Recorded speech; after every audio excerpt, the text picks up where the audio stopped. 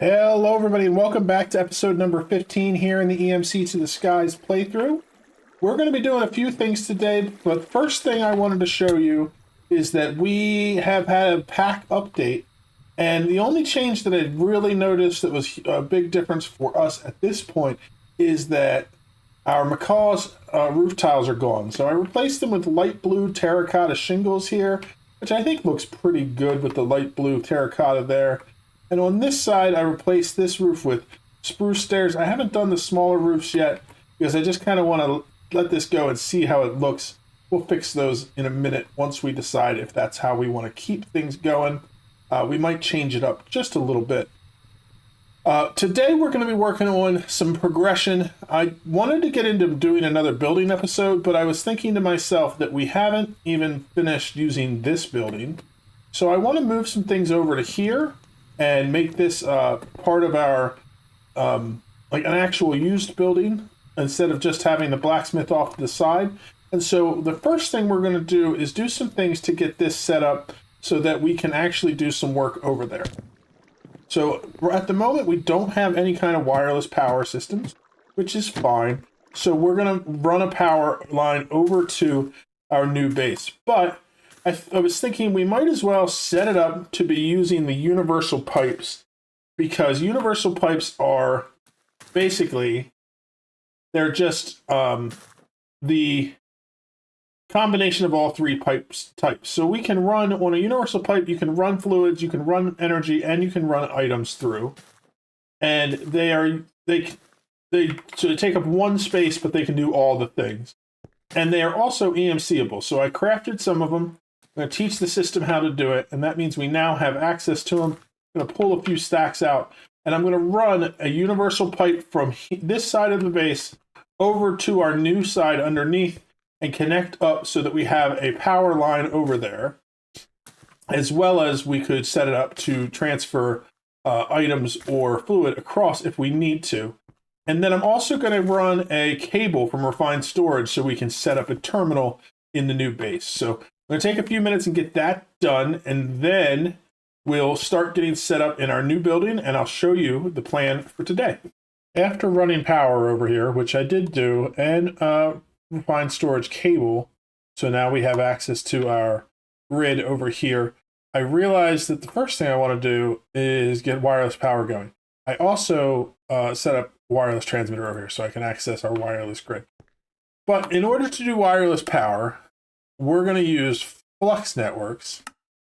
Flux Networks, we need to do some basic Botania before we can get into that. So we're going to go in here to Botania, and we're going to get started. In a skyblock, the first thing you need to do is get floral fertilizer. So let's make some floral fertilizer, and then I will show you what it does. So floral fertilizer is crafted using bone meal and 4 dye. Doesn't matter what kind, it's 4 dye.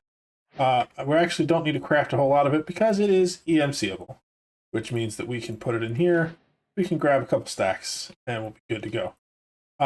The use of this is that we can use this to get the mystical petals that we need for Botania. So let's clear out a little space here for get rid of some of these grass and stuff so we have an area to work with the grass.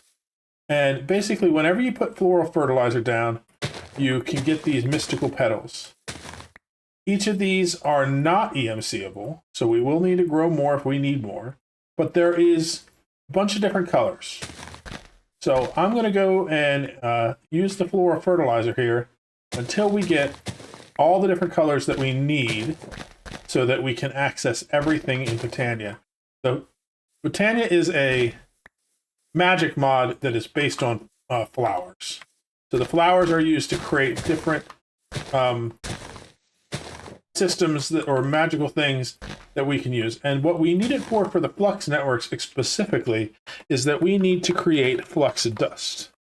Flux Dust is made in a runic altar with 3 redstone dust, 3 dielectric paste, obsidian, and we need to have some mana power. To make the runic altar, we're going to need living rock and a mana pearl, a mana diamond, or a mana pearl or a mana diamond. To make the living rock, we need to use a pure daisy, which turns stone into living rock. And the pure daisy is made at a petal apothecary with white petals. So technically all we need is the white one for the moment. But if we get all of the different colors, I can show you how we can regrow more of them. And that's how well we're going to progress in Botania. So I'm going to do a little bit of time here just farming up some petals until I have all the different ones we need. I'll probably set up a room in our house to store it and have it be our Botania room, and we'll go from there. Gotten all the different mystical flowers, and I've gotten more some than others, but I'm going to show you how you can get more petals forever from just having one. So when you take one of these flowers, it turns into 2 mystical yellow petals. If we put one of those down and then we bone meal it, we get a tall mystical yellow flower, which if we then bone meal, turns into a tall mystical yellow flower, which becomes 4 yellow petals. So now we had 2, now we have 5. So if we plant another one, bone meal it, shear it, and then we turn that into petals, now we have 8. So every time we do this, we gain 3 extra ones. So it's a way to get an infinite amount. We can set up systems to automate this process pretty simply with just some simple redstone. But typically I find, at least for our purposes, until we get into some more advanced Botania, all we need is to get a small amount of each color that we need, and this should be more than sufficient. So as long as you remember to not use your last petal, you can see how quickly this becomes a large amount. So let's just plant like a whole row of these. And we'll do another row back. So we turn 2 petals into 32. And now, and we can actually just do sprint on them because they grow that way because of the bone meal effect. That's even better. And now we just go through, we'll clear all of these.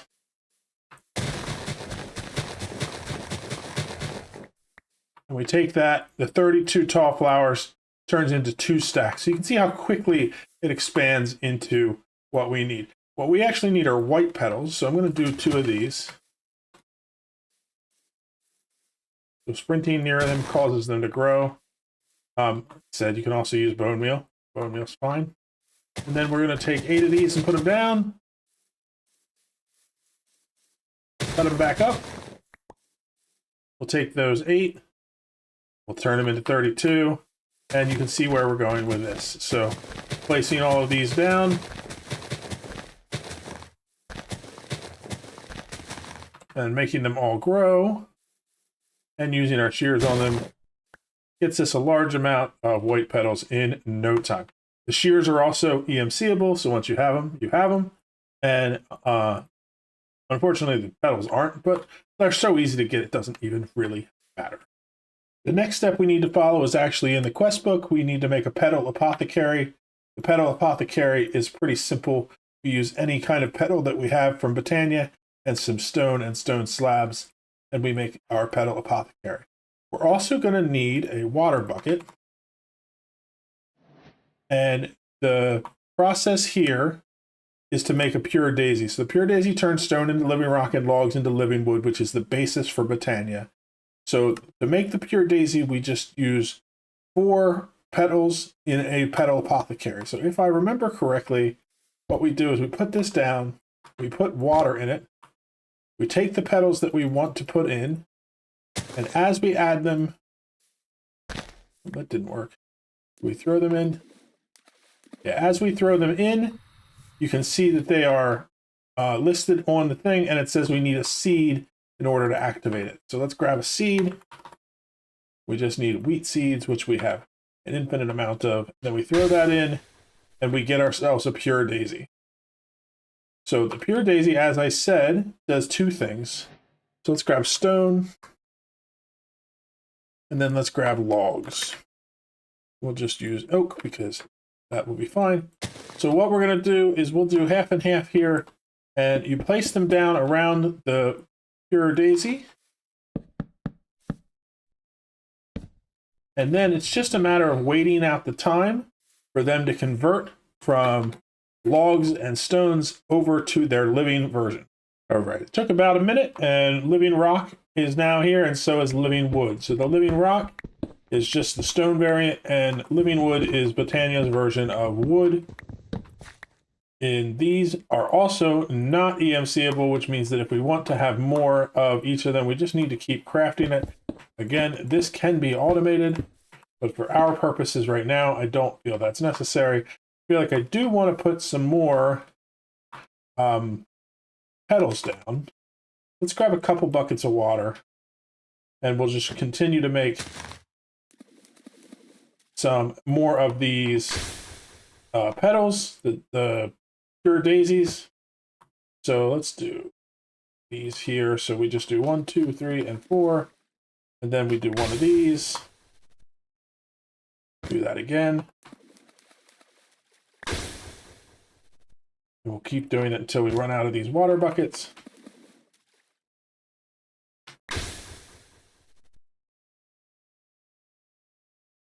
Oh, you can actually throw the water bucket, which is kind of good for automation purposes anyway.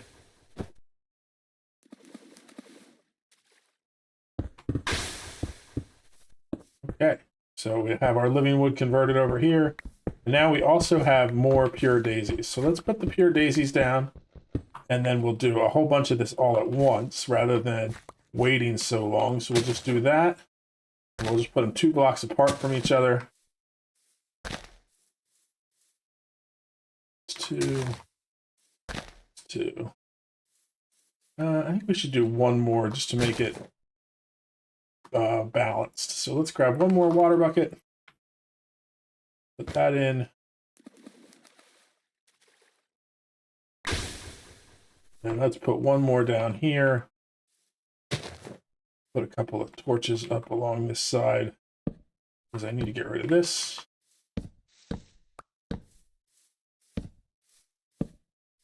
Okay, so now we can take a whole bunch of stone and just surround all of this with our stone, and all of it will convert into living stone, which should give us more than what we need for a little while, anyway, to get working with Botania. Let's see.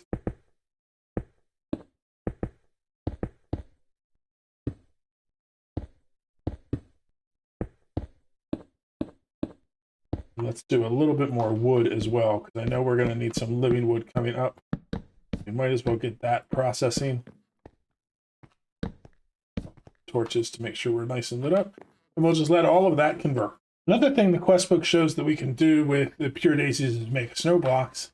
And I built this little farm here, thinking that we we're going to have to do this a lot to get the snow blocks. It does mention that we can also get them from the blast chiller if we want. But after I built this to have it set up so that the water would refill after I harvested the snow, I realized that snowballs have an EMC value. So if I put the snowball in here, and then I take the snowballs and I craft them into snow blocks, and I put them in here, now I have infinite snow. So this farm is completely unnecessary. I made extra pure daisies even just for it. And it's kind of neat that it automatically refills the water, but it's unnecessary. So we're just going to get rid of it. Put the dirt back down. And we'll keep these pure daisies in our storage in case we need more of them at some point. For now, they can go away. We do have, like I said, a setup over here. So now if we need living stone or we need living wood, it doesn't take us long to quickly go around and fill this whole area with stone.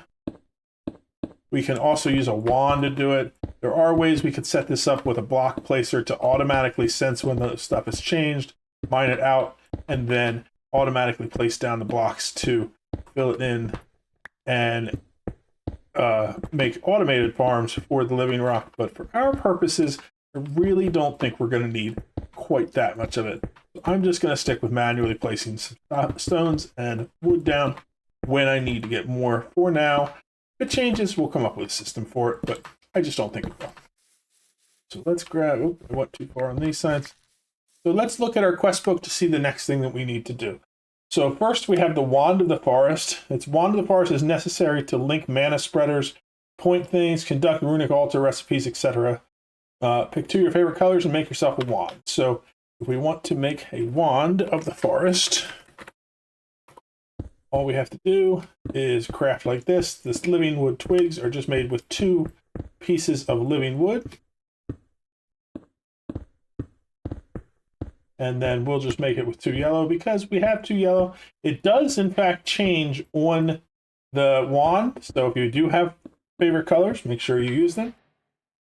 And then we need to make a mana spreader, which is made with living wood, gold, and any petals. So we have all of that in our system. Let's put these in here for now. So mana spreader is our next objective.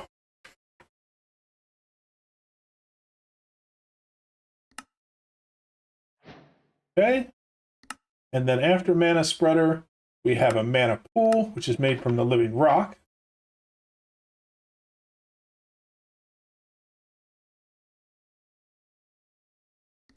And you'll notice that none of these things have EMC, so it is something that we're definitely going to have to continue to make throughout. The runic altar is made by making the mana diamond. The mana diamond is made in a mana pool with a diamond. We need to get mana. So let's go back to the quests, and we need to work this way. Is it going to show me how to make it? Endo Flame is how we're going to get mana. So Endo Flames are made with brown petals, light gray petals, and red petals to make an Endo Flame. So I'm going to work on getting those petals all set up, and then we will proceed into actually getting some mana and making what we came for. All right, after some misadventures of accidentally misclicking on my last red flower and having to go get more because I forgot to use the shear. Well, I didn't forget, but I scrolled past the shear and accidentally hit it with my pick. Instead, I now have everything. So we need 2.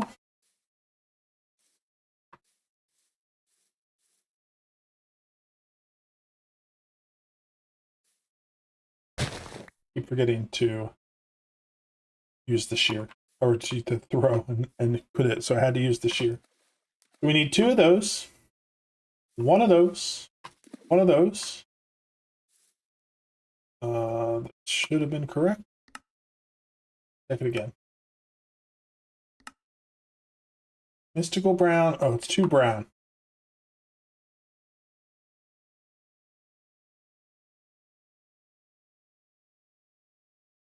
So to get it back out, we go like this until we get the ones out that we don't actually want.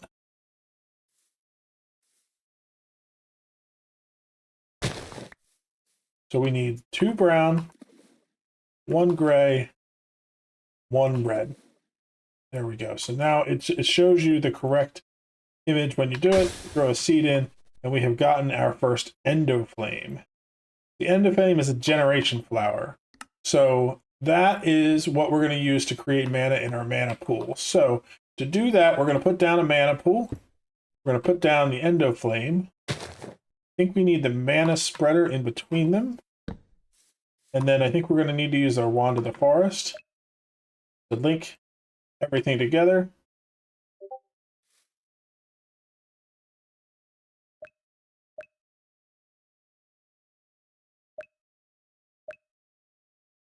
I think the mana spreader needs to go like that. I think this may be too close. There we go. So now the Endo Flame is linked to the mana spreader, which is linked to the mana pool. The Endo Flame is an interesting flower in the fact that it takes combustible things, like blocks of coal. You throw it down, it will consume the block of coal, and then it will give mana to the mana spreader it's linked to, and then it will start filling the pool with mana. I think in this pack, I think that if we look at the fuel, highest level fuel we have is this one. I wonder if it can consume one of these.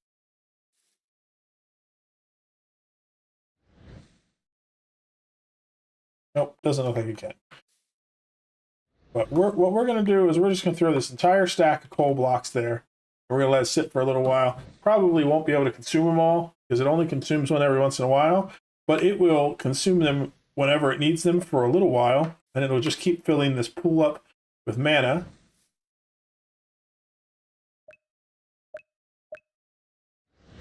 And now we can see the amount of mana that we have in that pool for the recipe that we needed to do to make the runic altar. We need a mana diamond, uses about that much. Let's see if the mana pearl is less. I doubt that it is, but worth checking. Mana pearl looks like it's actually a little bit less. So what we're going to do is we'll pull out an ender pearl. And we should just need to have this in there when we have enough mana. It will say that it'll give us a check mark instead of an X. Oops, I accidentally threw the ender pearl. Not what I wanted to do. But so if we were to try to throw this in there now, it's not going to do anything because there's not enough mana. If we let this go, we can continue to get more mana until we have enough in there so that we can actually get the mana pearl. Now, the other thing we can do is if we go back in here and we grab more brown flowers, more red petals, and more light gray petals. It was 2 brown. Oh, I need water first.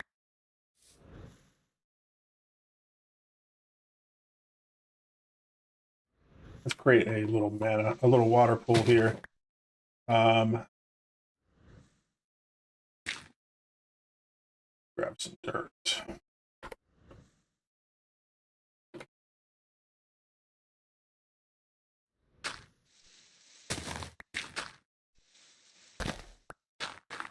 We'll just create a little infinite water here, make things easier on us.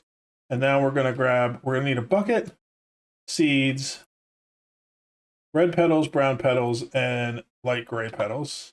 So we'll do 2 of these, 1 of these, 1 of these, 1 of these. And then we grab more water. We do 1 of these, 2 of these, 1 of these, and 1 of these.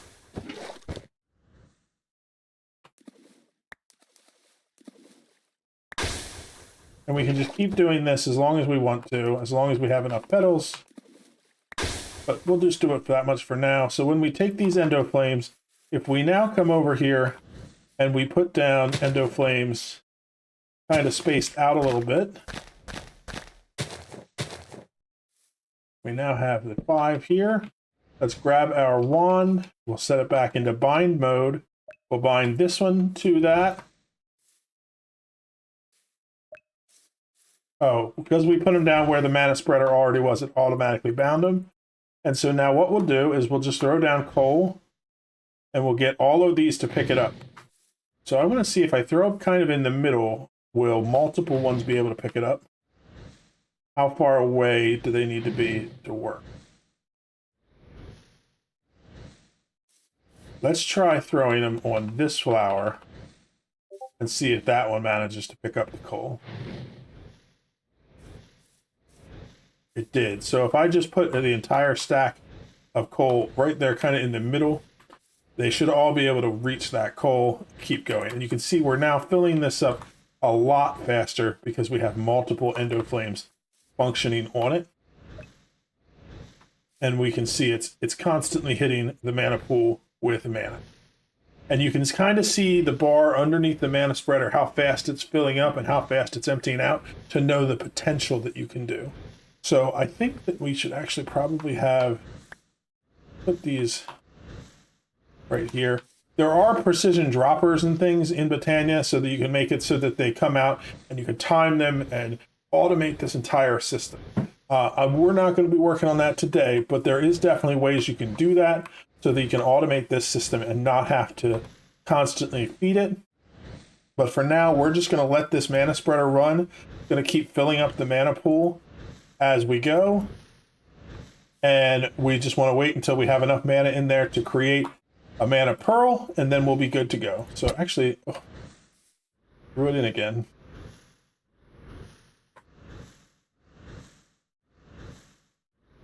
We want to throw it, but not actually throw it. There we go. We got our first mana pearl. Let's go in here. Those are not EMCable either. It's always good to check though. But if we take this and we go like this, we get a runic altar. So the runic altar is what we use to make the flux dust. So again, we're going to need 3 redstone dust and obsidian and 3 dielectric paste. So let's work on that. We need to make dielectric paste. I believe we should have everything we need to craft that in here. Oh, we already have it because we've already learned it, which is fine. We need redstone. And the last item was obsidian, and that is also something that we've already learned. So we have it in our system. Now the runic altar says it needs mana. Do we just need to bind this like this? Let's find out. So it will be 1 of these, 3 of these, and 3 of these. I think it needs mana though, so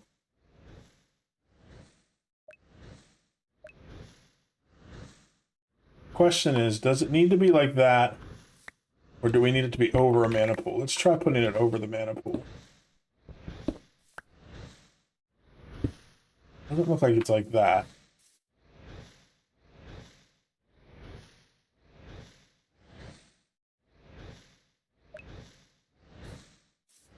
And we do it, bind mode this to the runic altar. I'm not sure. Let's just do, we'll do 3 of these. We'll do 3 of these. And 1 of these. And then I'm going to let it go and see if it builds up some more mana, if it does the thing that we need without us doing any changes. And while we're doing that, I will look to see how we need to throw a living rock on top. Is that what we're missing?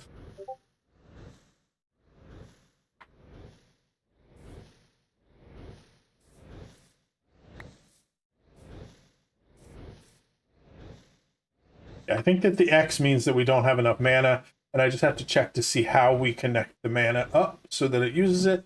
And I'll look into that, and then we'll come back. Took me a few seconds to figure it out, but putting a mana spreader next to the pool allows it to link to the runic altar in front of it, and now we have our check mark. So all we need to do is take this and throw it on top. And maybe we have to click. And now we have created our first 16 flux dust, which completes this quest. Let's look at the time in a bottle, because this is a very interesting thing to do. In order to do this, we're going to need to do a whole bunch of runes, and the runes are much more complicated. And so we'll get into this eventually, but the time in a bottle is a really interesting device. So it's definitely something worth getting into for our later game, because basically what the time in a bottle does is it sits in your inventory, it stores up time, and then we can use it to accelerate blocks.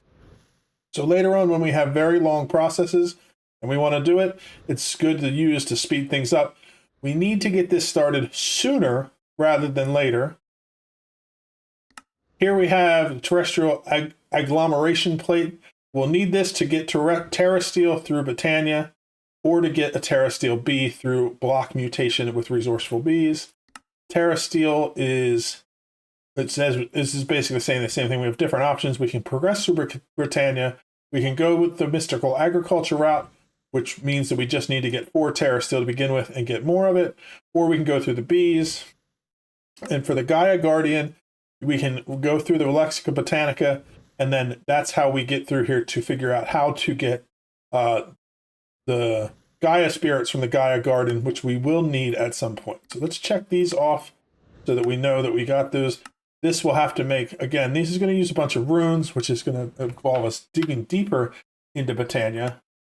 The Blacker Lotus, let's see how we make that. So that's using mystical black flowers, diamonds, and the energizing table, and 5 million FE. So that's an interesting way. We can, so what we could do with Botania, if we really wanted to, Blacker Lotuses are an object that emit mana. So if we can craft Blacker Lotuses using these things, these are farmable. Diamonds are EMCable. We can set this up with a large amount of power. We can basically generate mana, because all you have to do is throw one of those into a mana pool and it will fill the mana pool up with mana. So we don't have to worry about the generation process over here. So that's definitely an option if we have a large amount of things we need to do in Botania. But for now, we're going to leave Botania aside. The Flux allows us to go into Flux Networks. Flux Networks is not super complicated, but it looks like I did use up all of our time on Botania today, which is okay. Botania is a pretty cool mod, and it's a pretty complicated one, so having some deeper insight into it is pretty good. I definitely am not an expert on it. This is probably the first time I've actually used it to do anything in any mod pack I've played. So it'll be fun to get into some more of it, I think. But for now, I'm going to call it here, and in the next episode, we'll work on Flux Networks to get wireless power going, and we will hopefully either get into big reactors or into power to get a large power source so that we can power some really big contraptions coming up. So I hope you enjoyed watching this one, and we'll see you in the next one. Bye-bye.